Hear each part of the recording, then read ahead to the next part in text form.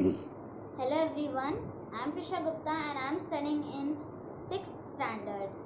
I have taken memory mastery workshop from Asif sir. जो workshop थी वो बहुत ज़्यादा अमेजिंग थी। मैंने इसको बहुत इन्जॉय किया और वर्कशॉप में जितनी भी टेक्निक सिखाई थी उसमें उन सारी टेक्निक्स ने मुझे मेरी स्टडीज़ में बहुत हेल्प की और मेरी मेमोरी को भी फास्ट किया है।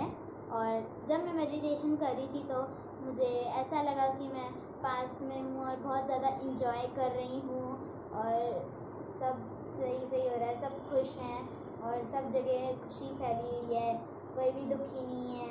और फिर जब लास्ट में सर ने हमें रैपिड रीडिंग करवाई थी वो बहुत ही ज़्यादा अमेजिंग थी क्योंकि हमारी रीडिंग की भी स्पीड फास्ट हो गई और जो उल्टे वर्ड्स थे वो भी अच्छे से रीड हो गए हैं। और जब भी सर मेमोरी वर्कशॉप लेंगे तब I will definitely attend it and learn new things from sir. Thank you sir.